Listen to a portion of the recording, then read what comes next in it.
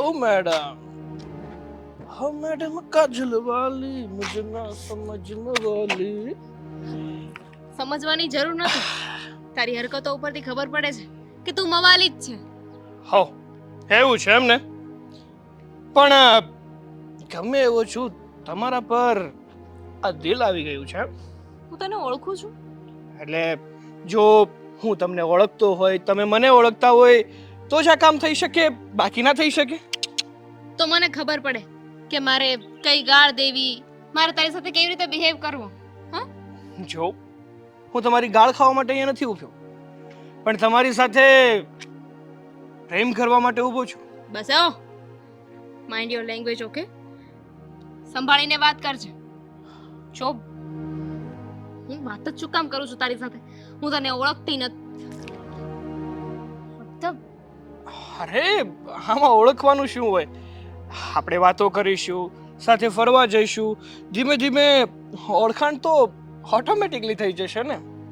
ઘરમાં મા બેન નથી એમ નહીં કહેતો કે મા બેન તો છે પણ પત્ની નથી. જોક પુરાણો થઈ ગયો છે. નવું બોલ. મારે માં નથી, બેન નથી, કોઈ જ નથી. એકલો જ છું અને જીવનસાથીની ખોળમાં છું. જો હા પાડો તો લઈ જાઓ મારી ઘરે. તો પછી આ બધી હરકતો છે એ તારી માં હોત ને તો એની સાથે કરવાની જરૂર હતી. એટલે જ તો છે નહીં. હું શું કામ વાત કરું છું? અરે પણ છોડ. ક્યાં જવું છે તારે? જો આવી રીતે રસ્તા વચ્ચે છોકરીનો હાથ પકડે છે, હમ? છેડતી કરતા શરમ નથી આવતી તને? જરાય નથી આવતી. શરમ શું કામ આવે? હું તને લાઈક કરું છું, તું મને લાઈક કરે કે ના કરે, શું ફેર પડે છે? હું તો કરું છું ને. હું છે ને છોડ. હું છે ને રાડો નાખીશ. બધું પબ્લિક છે ને અહીંયા ભેગું થઈ જશે. દૂર ઊભો રહે. નાખ ને. હું પણ તો જોઉં કે તને રાડો નાખતા કેવું આવડે છે. જો ને જરાક આજુબાજુમાં તને કોઈ દેખાય છે? તું રાડો નાખીશ ને તો આ તારું માસૂમ એવું ગળું બેસી જશે.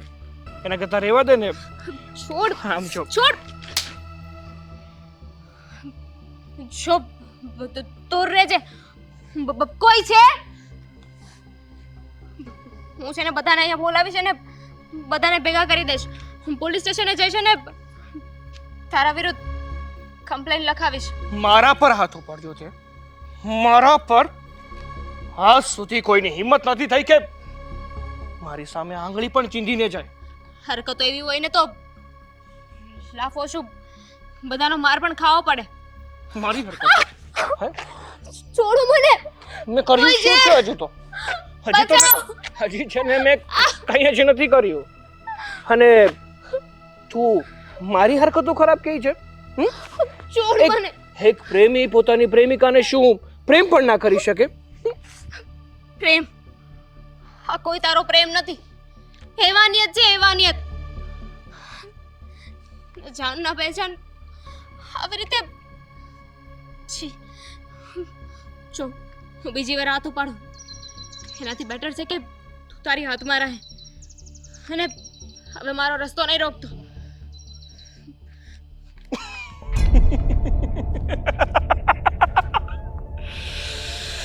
તને શું લાગી રહ્યું છે કે તું આમ જતી રહીશ તો હું તને છોડી દઈશ? ના, હું તને છોડવાનો નથી, પણ મારી બનાવીને રહેવાનો છું.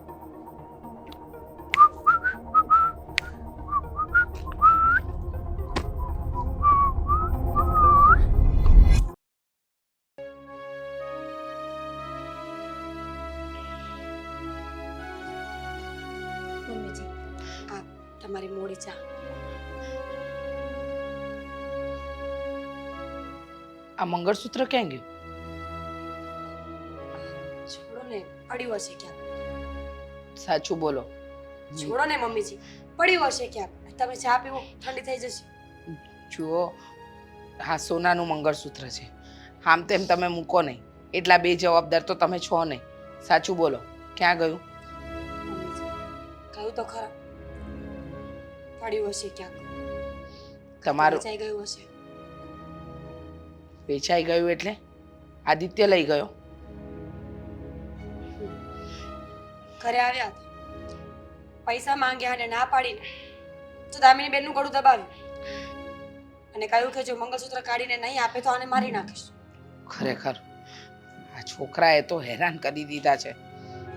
મંગળસૂત્ર જે તમારા પપ્પાને ત્યાંથી આવ્યું હતું એ મંગળસૂત્ર વેચીને એ નશો કરવા જશે, દારૂ પીશે અને પછી પેલા જુગારિયા દોસ્તારો સાથે જુગારો રમશે. એને કમાવું ધમાવું સમજ નથી પડતી. મીરાબો, સાચું કહું, કોઈ માં પોતાના દીકરા માટે આવું બોલે જ નહીં, પણ મને આદિત્યને જોઈને એમ થાય છે કે મેં તમારા લગ્ન એની સાથે ન કરાવ્યા હોત ને તો સારું, અને જન્મતા વેત મેં એનું ગળું દબાવીને મારી નાખ્યો હોત ને તો મને જરાય પાપ ન લાગત. મમ્મીજી, ગમે એવો તો તમારો દીકરો છે અને મારો પતિ છે. મારા સુહાગને આવું ન બોલી શકું. હું પણ માનું છું કે આદિત્યની લતો ખરાબ છે, પણ આવા શબ્દો મારાથી ન બોલે. તમે સંસ્કારી છો ને, ખાનદાન ઘરેથી આવો છો. તમારા મા બાપે પારકા ઘરે જઈને જેવી પરિસ્થિતિ હોય ને એમાં રહેવા માટે તમને સંસ્કાર આપ્યા છે, એવી જ રીતે તમારી કેળવણી કરી છે. પણ સહન થાય ને માણસથી ત્યાં સુધી સહન કરાય, પછી વધારે પડતું સહન શક્તિ પણ ખોટી છે. સાચી વાત છે તમારી, હું માનું છું તમારી વાત, પણ માણસ જ્યારે અવળા રસ્તા પર ચડે ને ત્યારે એને સુધારવાની કોશિશ કરવી જોઈએ. હું પણ ઝઘડા તો કરી લઉં છું એમની સામે, જેમ તેમ બોલી લઉં છું, પણ પાછળથી જીવ બળતરા થાય કે ન બોલી હોત તો સારું હતું, કંઈ ના કહ્યું હોત તો સારું હતું. પણ જેવા એના ગુણ છે ને, કોઈ ન બોલે તો શું કરે?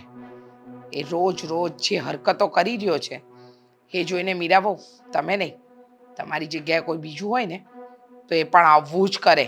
મમ્મીજી, આપણે એમને કોઈ રિહેબમાં મોકલી દઈએ જ્યાં આ દારૂની લત છૂટી શકે એમની. થોડાક દિવસ ત્યાં રહેશે ને તો આપોઆપ સુધરી જશે.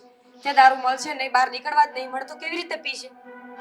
જુઓ મીરાબહુ, જે સુધરવાનું હોય ને એ જાતે સુધરી જાય, અને જેને સુધરવું જ નથી ને એ કોઈ પણ રીતે ન સુધરે.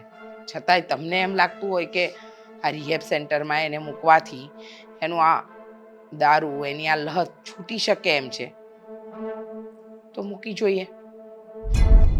બીજું તો શું કરીએ? મને નથી લાગતું કે એ ત્યાં જવા તૈયાર થાય કે ત્યાં જાય પણ. જુઓ, હવે મને છે ને એક એક દિવસ જીવવો બહુ અઘરો લાગે છે આ આદિત્યના કારણે. રોજ નવી રામાયણ, રોજ નવી રામાયણ, કોઈક ને કોઈક બાબત પર મગજમારી જ કરે છે. હવે દામિની એની બહેન છે, એનું ગળું દબાવ્યું, તમારું સોનાનું મંગળસૂત્ર વેચી ખાધું. તમને ખબર છે, આ તમારા સસરાની સોનાની ચેન હતી, એ મેં મૂકી રાખી હતી એમની નિશાની રૂપે, એ પણ વેચી નાખી.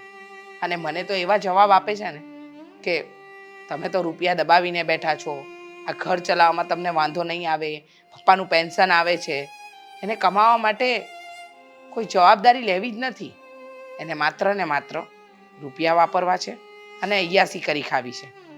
પણ જે માણસ અવળા રસ્તે ચડ્યો હોય ને એ ક્યારેય સીધા રસ્તે વળી જ ન શકે. સાચી વાત છે તમારી મમ્મીજી, પણ હવે આપણે શું કરી શકીએ? જો તમે ખોટી જીવ બળતરા ન કરો. તબિયત એક તો આમ પણ ખરાબ છે. શાંતિથી ચા પીવું અને મને એ કહો કે રસોઈમાં શું બનાવું. છો મીરાબો, તમે ખાનદાન ઘરના છો કે આટલું બધું થવા છતાં પણ કોઈ વસ્તુને મન પર નથી લેતા. તમારી જગ્યાએ કોઈ બીજી વહુ હોય ને તો ક્યારનું મને સંભળાવી બેઠી હોય. તમારે જે જમવાનું બનાવવું હોય એ બનાવી શકો છો, મને પૂછવાની જરૂર નથી.